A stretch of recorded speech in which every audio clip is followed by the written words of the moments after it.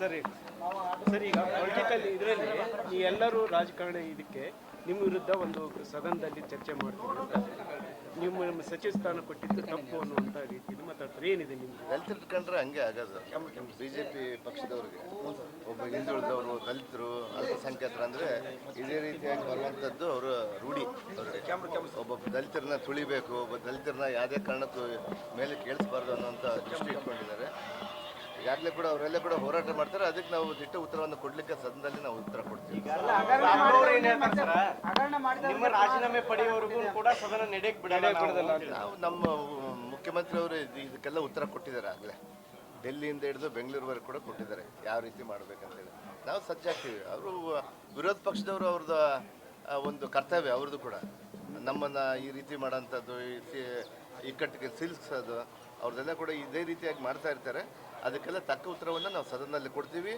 ಮುಖ್ಯಮಂತ್ರಿ ಒಬ್ಬರೇ ಅಲ್ಲ, ನಮ್ಮ ಎಲ್ಲ ಸಂಪುಟ ಸಭೆ ಮಂತ್ರಿಗಳು ಎಲ್ಲರೂ ಕೂಡ ಅದಕ್ಕೆ ತಕ್ಕ ಉತ್ತರ ಕೊಡ್ತೀವಿ. ಅದ್ರ ಜೊತೆಗೆ ನಮ್ಮ ಎಲ್ಲ ಶಾಸಕರು ಸೇರಿ ಒಟ್ಟಾಗಿ ಬಳ್ಳಾರಿ ಲೀಡರ್ಸ್ಗಳು, ಬಿಜೆಪಿ ಲೀಡರ್ಸ್ಗಳು ಇಲ್ಲ ಅಂತ ಸಂದರ್ಭ ಇಲ್ಲ.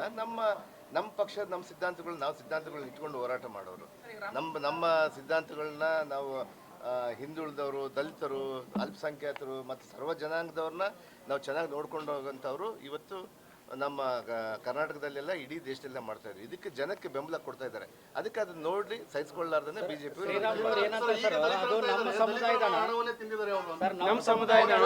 ನೋಡ್ರಿ ಈಗಾಗಲೇ ಕೂಡ ಅದರಲ್ಲಿ ಎಷ್ಟು ಹಣ ಹೋಗುತ್ತೋ ಅಷ್ಟು ಹಣ ವಾಪಸ್ ತಂದಿದ್ದೀವಿ.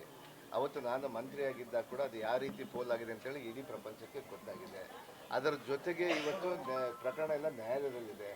ನಾನು ಅಲ್ಲಿ ಹೋಗಿ ಹೋರಾಟ ಬರ್ತೀನಿ. ನಾನು ಬರೀ ನನ್ನ ಮೇಲೆ ಜಸ್ಟ್ ಅಪಾದನೆ ಹಾಕಿದ್ದಾರೆ ಅವರು.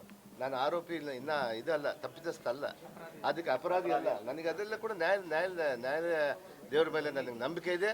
ಅದರಲ್ಲಿ ಮುಕ್ತವಾಗಿ ಬರ್ತೀನಿ ಅನ್ನೋ ನಂಬಿಕೆ ಕೂಡ ಇದೆ. ಇಲ್ಲ, ಪ್ರತಿ ಸಂದರ್ಭದಲ್ಲಿ ಕೂಡ ನಾನು ದೆಹಲಿಗೆ ಹೋದಾಗೆಲ್ಲ ಕೂಡ ನಾನು ಪರ್ಮಿಷನ್ ತಗೊಂಡೇ ಹೋಗಿದ್ದೀನಿ. ಅವ್ರ ಗಮನಕ್ಕಿಲ್ಲ ಅದು. ನಮ್ಮ ವಿರೋಧ ಪಕ್ಷದವರು, ನಮ್ಮ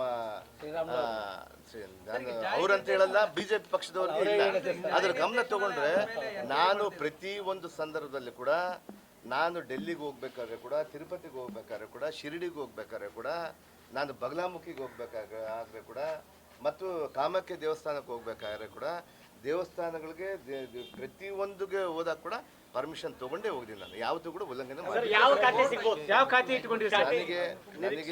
ನನಗೆ ಈಗಾಗಲೇ ಕೂಡ ನೋಡಿ, ನನಗೆ ಈ ಕೇಸಿನ ಬಗ್ಗೆ ಕೂಡ ಈಗಾಗಲೇ ಕೂಡ ನ್ಯಾಯಾಲಯದಲ್ಲಿ ಕೂಡ ತಡೆಯಾಜ್ಞೆ ಕೂಡ ಕೊಟ್ಟಿದ್ದೀನಿ. ತಾವೇ ಮಾಧ್ಯಮದಲ್ಲಿ ತಾವು ನೋಡಿದ್ದೀನಿ. ಅದರ ಜೊತೆಗೆ ನಾನು ನಮ್ಮ ಮುಖ್ಯಮಂತ್ರಿಯವರ ಹಾದಿಯಲ್ಲಿ, ನಮ್ಮ ಮಾಜಿ ಮುಖ್ಯಮಂತ್ರಿಯವರ ಹಾದಿಯಲ್ಲಿ, ನಮ್ಮ ಹೈಕಮಾಂಡ್ ಇವತ್ತು ಯಾವ ಸ್ಥಾನ ಕೊಟ್ಟರು ಕೂಡ, ಯಾವ ಒಂದು ಖಾತೆ ಕೊಟ್ಟರು ಕೂಡ ಅದನ್ನು ಈ ಬಾರಿ ನಾನು ಒಂದು ಏನಂತಾರೆ, ಒಂದು ಏಟ್ದಿಂದ ಹುಲಿ ಆಗಿದ್ದೀನಿ ನಾನು.